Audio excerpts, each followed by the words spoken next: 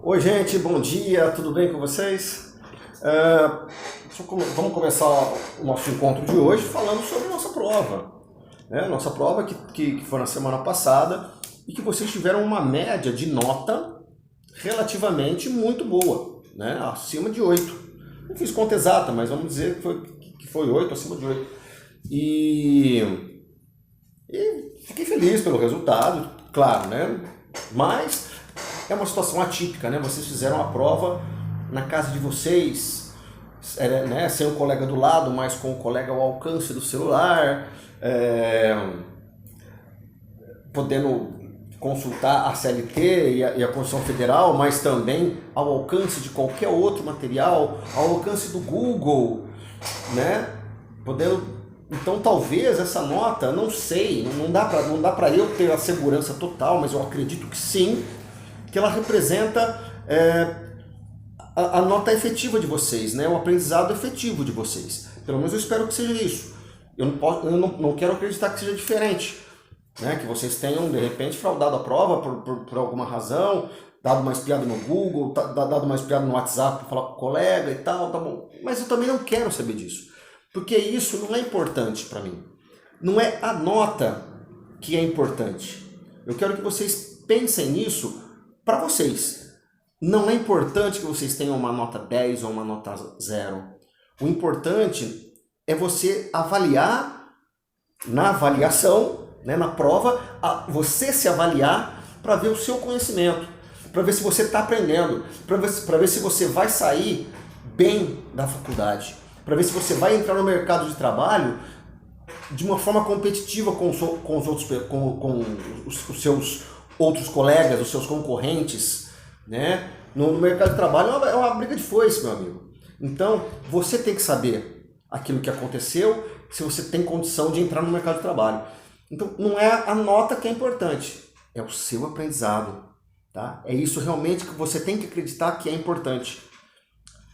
Todo mundo gosta de nota boa, mas não é a nota boa que vai fazer diferença para você. A nota boa não significa praticamente nada na sua vida. Na sua vida. A nota boa significa alguma coisa num bimestre de faculdade. O que significa para a sua vida é um aprendizado. É se você aprendeu. Você vai conseguir aplicar isso no futuro, quando um chefe seu te perguntar alguma coisa sobre essa matéria. É aí que vai fazer diferença o seu aprendizado. Vamos ler a prova? Tá, certo? Opa, vamos lá. Questão 1.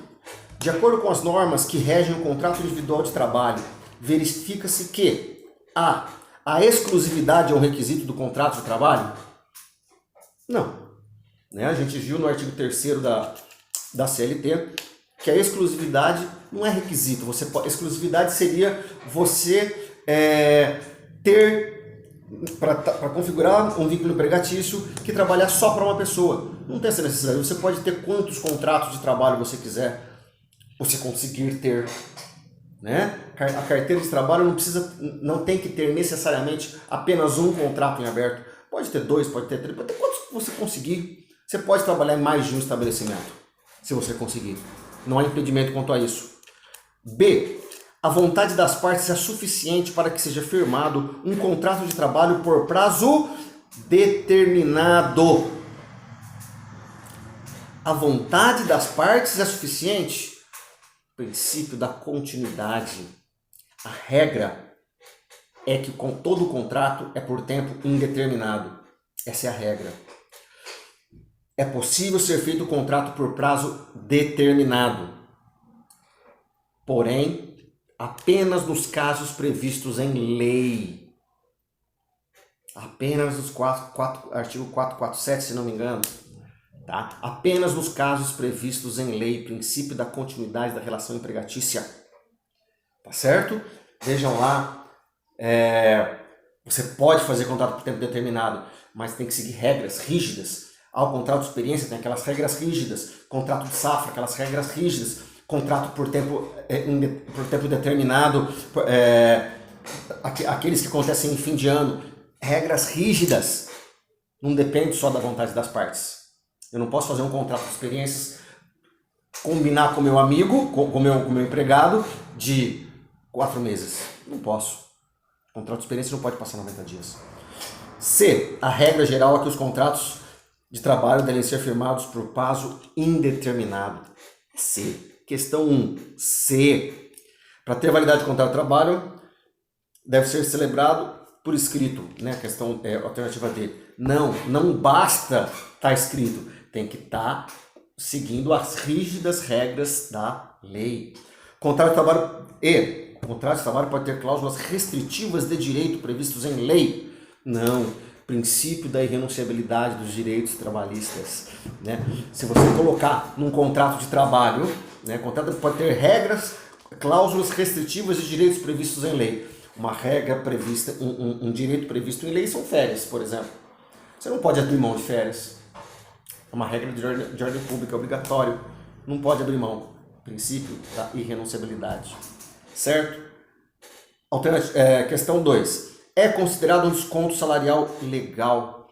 Pessoal, toma pausa, tá? Não é porque você acertou que você sabe, né? Às vezes as pessoas chegam lá, eu acertei, não vou nem corrigir porque eu acertei. Mas acertou em que circunstância? Você acertou porque você colou? Porque você chutou? Porque você estava indeciso e mandou que você mais tinha tendência? Então você não aprendeu. Você só aprendeu se você assinalou a questão com segurança. Tá? Aí sim você aprendeu. Se você chutou, se você colocou sem segurança, você não aprendeu. Você acertou, mas não aprendeu. O que importa é aprendizado, pessoal. É o aprendizado. Eu sempre falo isso. Às vezes, numa correção de prova como nós estamos fazendo agora, o cara que errou aprende mais do que o cara que acertou. Porque o cara que errou vai prestar atenção, vai ser por que eu errei? Ah, não, eu acho que é a A, sei lá, né? Eu acho que é a A. Vou ver lá com o Daniel por que não é a A, é a B. Ah, é a B e tal. Esse aprendeu. E aquele que assinalou a A de qualquer jeito, sem segurança? Ele viu que assinalou a A, beleza, tô de boa, acertei. Tá, você acertou, parabéns, você chutou certo, você é um cara sortudo, sei lá, mas você não aprendeu. É o aprendizado que conta. 2. É considerado um desconto salarial legal, alternativa A, FGTS. Não, o FGTS nem desconto é. Não se desconta da folha de pagamento do empregado o FGTS. O FGTS é um direito trabalhista que o empregado tem, onde o empregador deposita 8% do salário, da remuneração dele numa conta vinculada. Tá? Então não é um desconto, não acontece desconto nenhum. Tá certo? B. Ixi, não dá pra ler. C. Pensão alimentícia. Ah, essa questão já era dúvida. A pensão alimentícia é um desconto salarial legal? Não é desconto legal. Pode ser determinado por juiz, pode ser um desconto judicial, por determinação judicial. Não porque a lei determina o desconto em folha de pagamento. Quem determina o desconto não é a lei. Não existe lei que determine. É o juiz para cumprir outra lei, uma lei civil, né?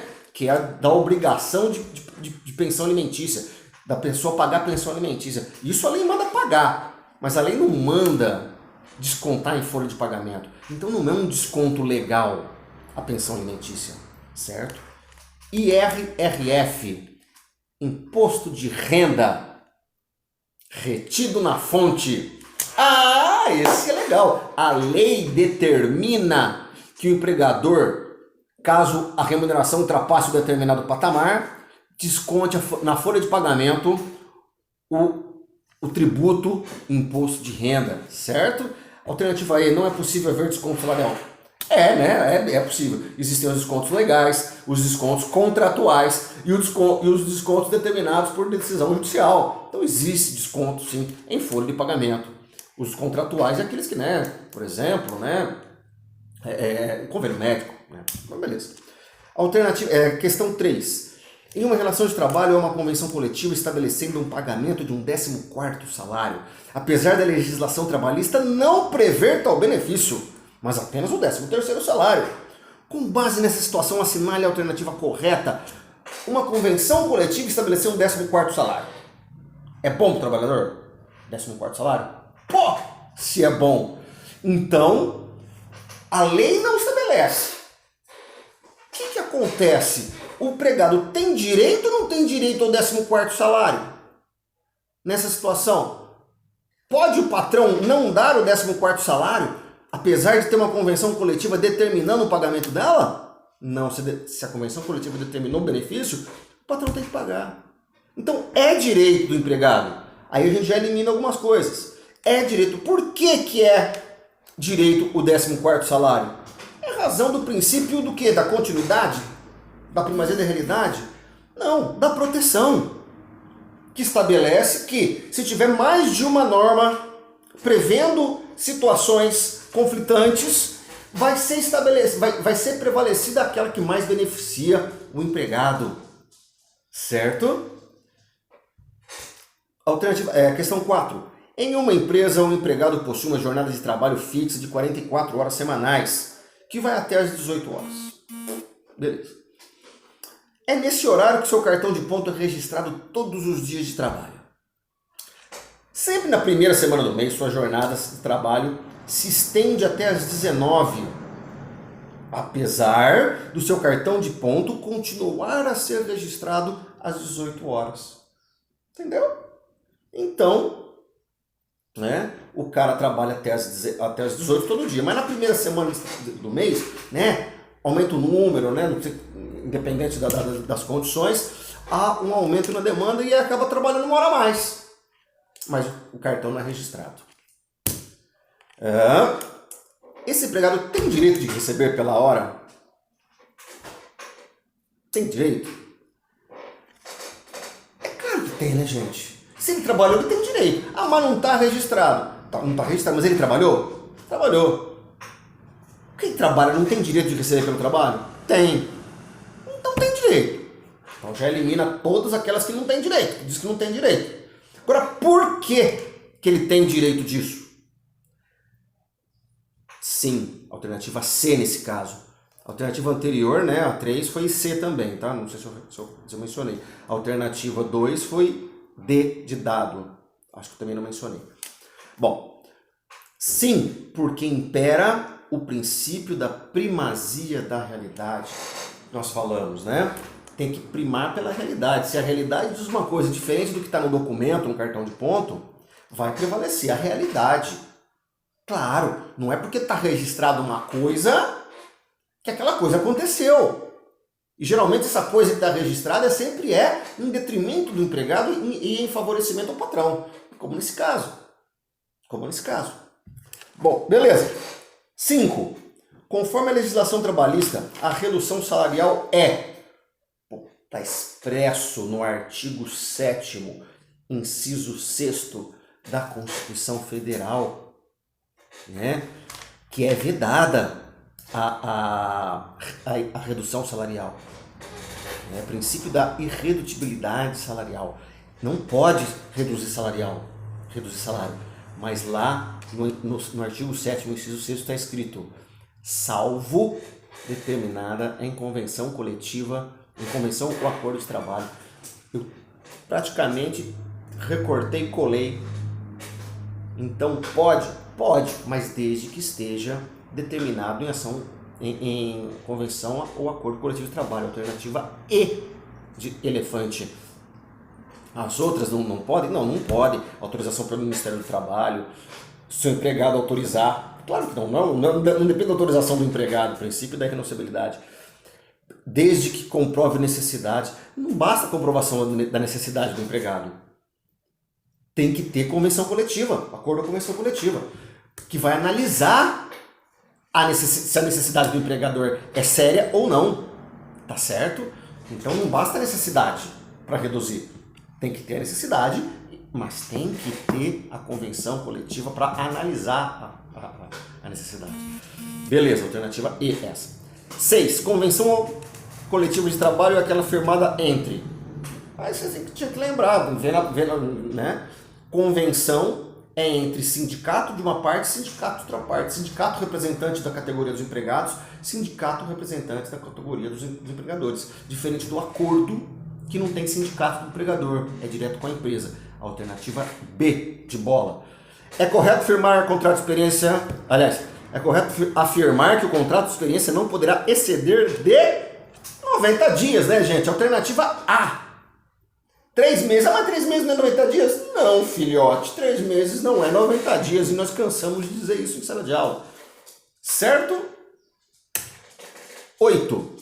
O princípio constitucional trabalhista que impede que o empregado receba adicional de horas extras de 40%, apesar de estipulado em convenção coletiva, é o quê? É o quê? Bom, na Constituição Federal, artigo 7º, inciso 16, XVI, né? 16, diz que o adicional de horas extras não pode ser inferior a 50%. Aí vem uma convenção coletiva e estabelece 40%? Tá errado, é inconstitucional. Então é o princípio da proteção, né? Duas normas, princípio da proteção. Opta sempre pela norma mais benéfica, que no caso é a Constituição Federal. Alternativa B, de bola. 9. A conferência, em referência, ao conflito entre normas de acordo coletivo de trabalho e convenção coletiva de trabalho no direito brasileiro. Qual a opção correta? Então nós temos um acordo coletivo, uma convenção coletiva e elas estão conflitando. Qual que estabelece? Qual que prevalece? Prevalece aquela que beneficia mais o empregado. Então, a alternativa D, de dado, prevalece o quê? As condições estabelecidas em acordo, quando favoráveis, prevalecerão sobre as estipuladas em convenção coletiva. Então, se tem as duas, qual que vai estabelecer? É só comparar qual que é melhor para o empregado. É essa que vale, certo? Disserte sobre as diferenças 10, né? E semelhanças entre o pedreiro que trabalha em uma empresa de construção civil e o pedreiro que trabalha em uma reforma de sua residência diante do artigo 3º da CLT. Gente, sei lá, 90% de vocês disseram o seguinte. Então, a questão é o quê? De um lado, eu tenho o cara que trabalha numa empresa de construção civil. Do outro lado, eu tenho um cara que eu chamei aqui para fazer churrasqueira de casa. É lógico, isso já está implícita na pergunta, que esse aqui tem vínculo empregatício e esse aqui não. A pergunta é, diante do artigo 3º da CLT, quer dizer, eu quero que você me analise essas condições olhando para o artigo 3º. O que fala o artigo 3º? Os requisitos do reconhecimento do vínculo. Aqueles 4 requisitos. Pô, aí você fala assim para mim, porque um tem vínculo, o outro não tem vínculo. Tá bom, mas e o artigo 3º? Eu quero saber dos princípios, dos requisitos. A pessoa física, ambos são pessoas físicas. Tá, e o resto? Não é isso. E o resto? A subordinação, a não eventualidade. Um trabalho é eventual, o outro trabalho não é eventual. Então, um tem vínculo porque tem os requisitos do artigo 3º. Quais? E esse aqui? Esse aqui não tem os requisitos do artigo 3º, por isso que não é vínculo empregatício. Qual que não tem? Eventualidade. Subordinação. É uma subordinação diferenciada. Então, é isso que eu quero ouvir. Não é porque um tem carteira assinada, o outro não tem carteira assinada. Porque um tem 13º, férias, INSS, o outro não tem isso. Eu sei que isso, mas não é isso que eu perguntei. Eu perguntei isso diante do artigo 3º. Certo? Essa foi a nossa prova. Prova de teste tem algumas peculiaridades. E uma delas, a primeira delas é, na hora que você marcou, assinalou, você não muda mais. Porque quando você muda para a alternativa errada. Com certeza. Gente, essa foi a nossa prova, tá? E vocês foram bem. Eu espero que vocês tenham saído bem, com honestidade, como eu falei, com honestidade e realmente aprendendo aquilo que vocês colocaram. E se não aprenderam, aprendam agora. Assistam essa aula, né? E aprenda o que você fez, acertando ou errando. Mas aprenda. E saia da aula de hoje sabendo a resposta correta por convicção. Tá certo? Beijo para vocês, até a próxima.